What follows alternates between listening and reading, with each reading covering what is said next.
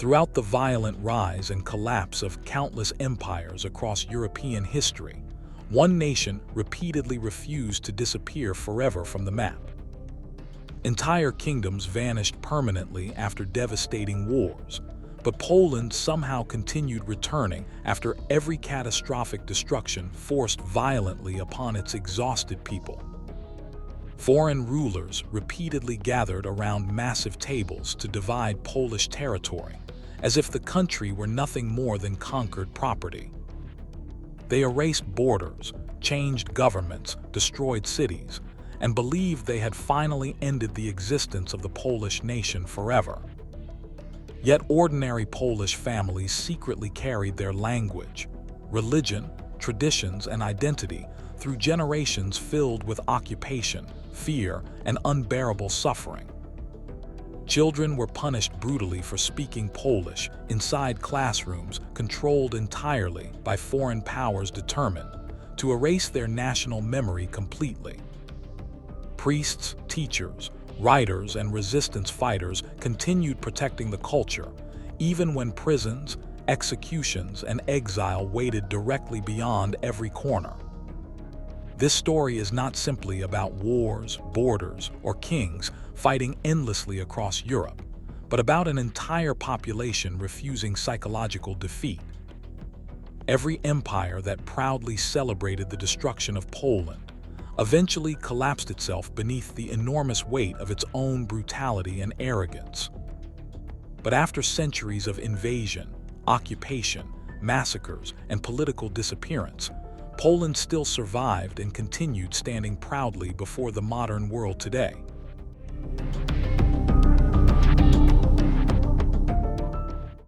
Long before modern Europe was dominated by massive empires and organized nations, the first foundations of Poland slowly emerged from dark forests and dangerous tribal lands. In the late 10th century, Prince Mieszko I united several fiercely independent pagan tribes into a fragile but ambitious early kingdom. The growing kingdom existed in an extremely dangerous position, surrounded entirely by aggressive powers, constantly searching for weaker territories to conquer permanently. Mieszko understood clearly that remaining isolated and pagan would eventually invite devastating military invasions from the expanding Holy Roman Empire to the west. To protect his vulnerable homeland, he accepted Christianity in a calculated political decision that permanently transformed the future identity of Poland forever. The conversion connected Poland directly to the political and cultural structure of Christian Europe, while strengthening alliances against dangerous foreign enemies nearby.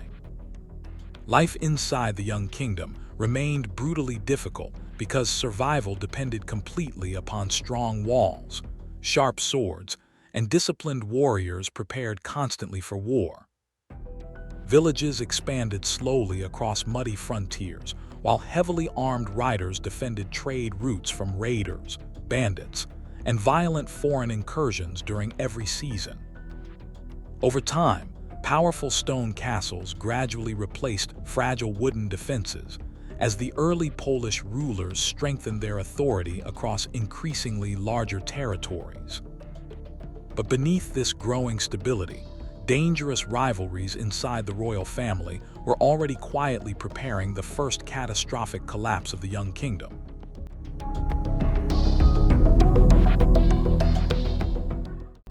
Early success of the Polish kingdom slowly began collapsing beneath the poisonous weight of jealousy, ambition, and ruthless political betrayal inside the royal family. After the death of King Boleslaw the Brave, fierce struggles for power quickly erupted between his ambitious descendants and rival claimants to the throne. Mieszko II inherited the crown, but his brothers deeply resented his authority and refused to quietly accept their political exclusion forever. The exiled brothers secretly formed dangerous alliances with powerful foreign rulers who eagerly waited for opportunities to weaken the growing Polish kingdom permanently. In the year 1031, Combined foreign invasions struck Poland violently from multiple directions, while internal rebellions shattered the kingdom from within simultaneously. Mieszko II was eventually forced to flee the country, as rival forces dismantled the authority of the Polish monarchy piece by piece. The kingdom rapidly descended into chaos as local rulers, military factions, and opportunistic nobles competed brutally for fragmented territories and political influence everywhere. Foreign powers immediately exploited the collapse by invading vulnerable borderlands and expanding aggressively into territories that previously belonged entirely to Poland. Ordinary people suffered terribly during these years because endless warfare destroyed villages, disrupted trade, and spread fear throughout the exhausted population continuously. The first collapse of Poland proved painfully that internal division could become far more destructive than even the most dangerous foreign invasion imaginable.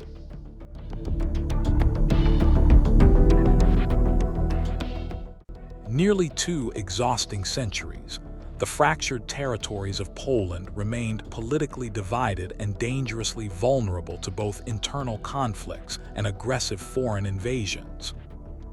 The once unified kingdom had been broken into numerous competing principalities, ruled by ambitious dukes who constantly prioritized personal power over national survival. Wars between neighboring Polish rulers erupted repeatedly across the countryside, destroying farms, weakening defenses, and exhausting ordinary civilians trapped between endless violence constantly. Without a powerful central authority, foreign enemies recognized immediately that Poland had become an easy target surrounded by increasingly dangerous military threats. During this unstable era, the terrifying Mongol invasions suddenly descended from the eastern steppes and unleashed catastrophic destruction across large areas of Poland. The historic city of Krakow suffered devastating attacks as flames consumed buildings, while terrified civilians desperately attempted, escaping the overwhelming military assault. A desperate trumpeter reportedly sounded the alarm from a church tower before an enemy arrow suddenly silenced him during the brutal siege forever. Despite famine, destruction, and political chaos, ordinary Polish communities continued protecting their language, traditions, and religious identity through unimaginable hardship and fear. Religious leaders, scholars, and local rulers slowly began rebuilding stability by preserving historical records and strengthening weakened political alliances over many difficult decades. By the reign of King Casimir the Great, Poland finally started emerging from fragmentation and rebuilding the foundations of a stronger, unified kingdom again.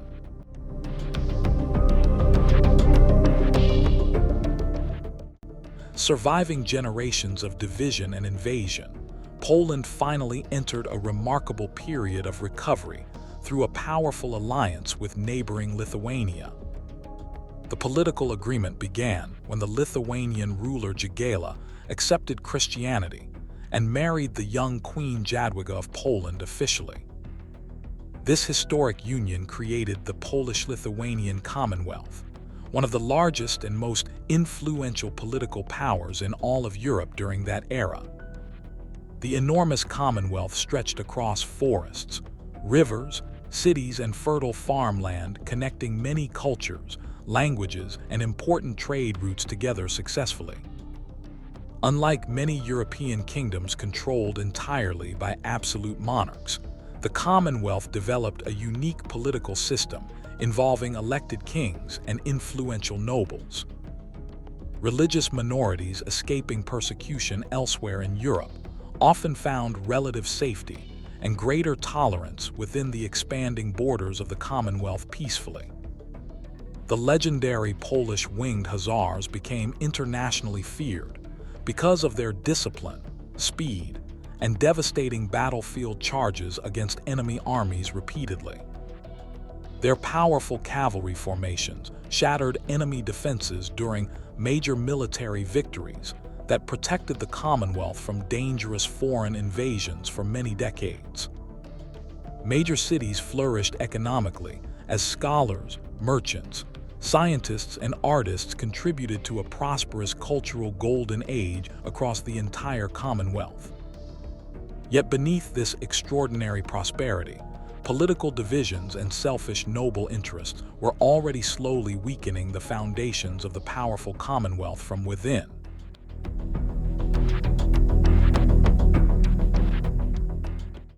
The 17th century, the exhausted Polish-Lithuanian Commonwealth suddenly faced one of the most catastrophic invasions in its entire brutal history. The invasion began in 1655, when Swedish armies poured rapidly across vulnerable northern borders and captured major cities with terrifying speed immediately. Many frightened nobles surrendered quickly because they believed resistance against the highly organized Swedish military machine would certainly end in complete disaster. Entire towns were looted systematically, while churches, libraries, and royal collections suffered widespread destruction during the violent occupation across the Commonwealth.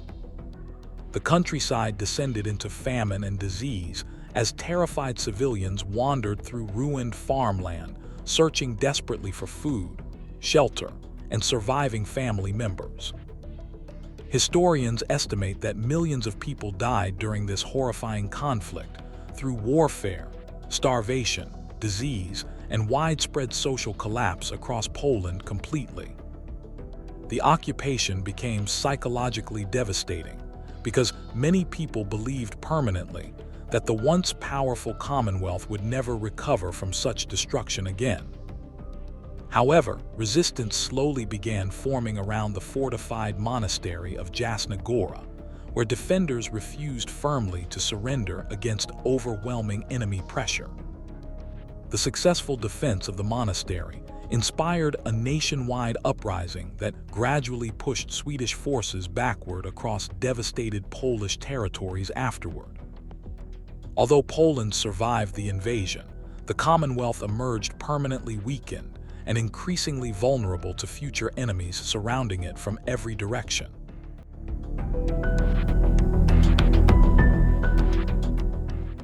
In the late 18th century, the weakened Polish-Lithuanian Commonwealth became surrounded completely by three powerful neighboring empires determined to expand their territories aggressively.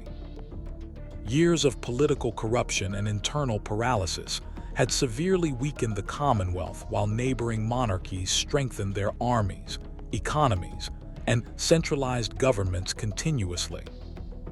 The disastrous liberum veto system allowed individual nobles to block national decisions completely, making meaningful reform almost impossible during moments of growing danger. Recognizing Poland's dangerous weakness, Russia, Prussia, and Austria secretly agreed to divide enormous sections of the Commonwealth among themselves through calculated diplomacy and military intimidation. The first partition of Poland in 1772 removed massive territories and millions of citizens from the rapidly shrinking Commonwealth immediately. Determined reformers attempted desperately to save the country by creating the historic Constitution of May 3rd, one of Europe's earliest modern constitutions officially.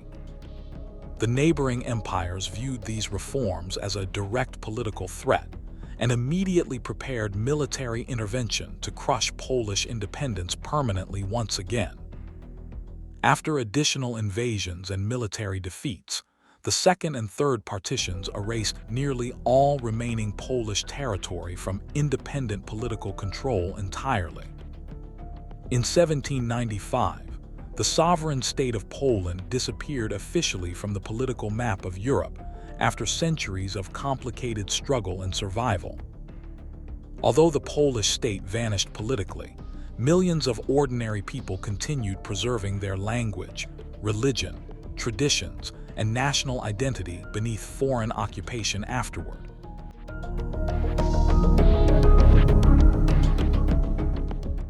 After disappearing completely from the political map of Europe, Poland suddenly found a fragile new opportunity through the military victories of Napoleon Bonaparte against its occupiers. Thousands of patriotic Polish soldiers joined Napoleon's expanding armies because they believed he could restore their lost homeland after decades of foreign occupation. Following major French victories against Prussia, Napoleon created the Duchy of Warsaw from previously occupied Polish territories under his direct political influence. For the first time in many years, Polish flags once again appeared above government buildings, military fortresses, and crowded public celebrations across Warsaw. Polish military units fought fiercely alongside French forces in several brutal campaigns, hoping loyalty and sacrifice would eventually guarantee national independence permanently.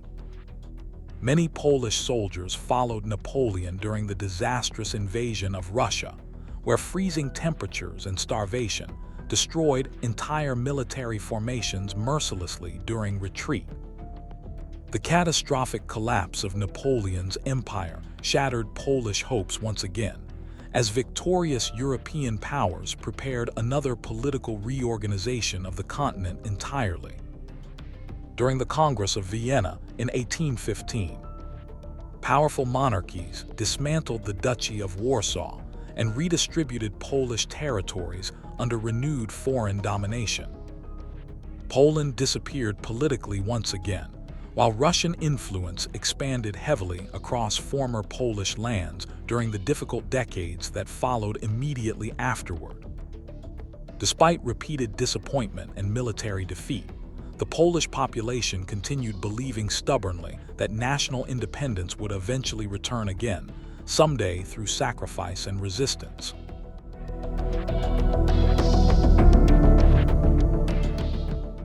Recovering independence briefly following the First World War, Poland entered the 20th century surrounded again by dangerous authoritarian powers preparing aggressively for expansion.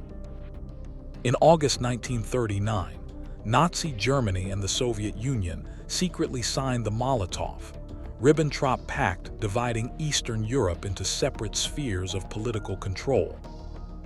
On the first day of September 1939, German forces launched a devastating invasion using tanks, aircraft, and mechanized infantry against Polish defenses immediately.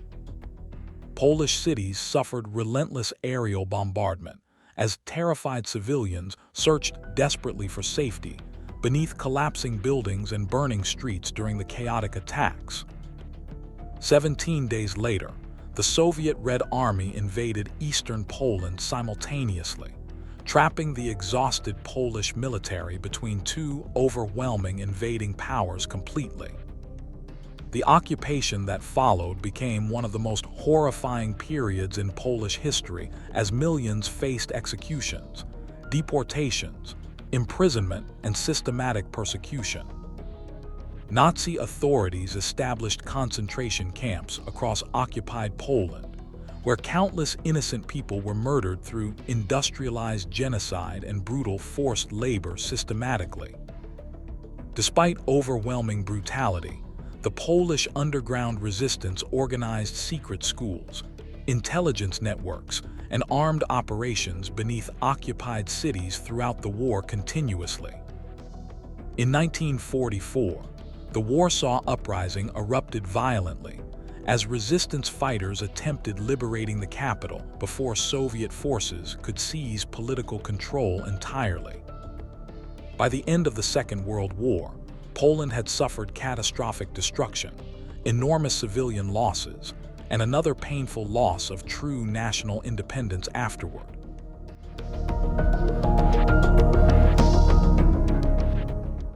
Nazi Germany had been defeated officially in 1945. Poland did not regain genuine freedom because Soviet political domination immediately replaced the previous occupation entirely. The Soviet Union established a communist government loyal directly to Moscow, while suppressing opposition movements and controlling nearly every aspect of Polish political life. For decades, ordinary citizens lived beneath strict censorship, economic hardship, secret police surveillance, and constant fear of political persecution across the country continuously. Despite the oppressive atmosphere, Polish intellectuals, workers, priests, and students continued resisting quietly against communist control through underground cultural and political activities. During the 1980s, economic collapse and growing public anger fueled massive demonstrations demanding reform, dignity, and greater national independence from Soviet influence desperately. The Solidarity movement emerged from the shipyards of Gdansk and rapidly became the largest anti-communist labor movement anywhere inside Eastern Europe historically. Communist authorities attempted crushing the protests through martial law, arrests, intimidation, and military force, but resistance continued spreading across Poland stubbornly afterward.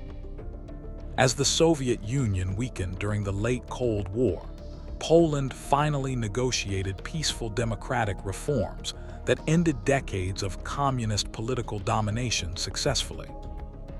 After centuries filled with invasions, partitions, occupations, wars, and dictatorship, Poland finally re-emerged as a fully sovereign democratic nation once again before the modern world. Every empire that once invaded, partitioned, occupied, or attempted destroying Poland eventually collapsed into history, while Poland itself survived and continued standing proudly among nations today.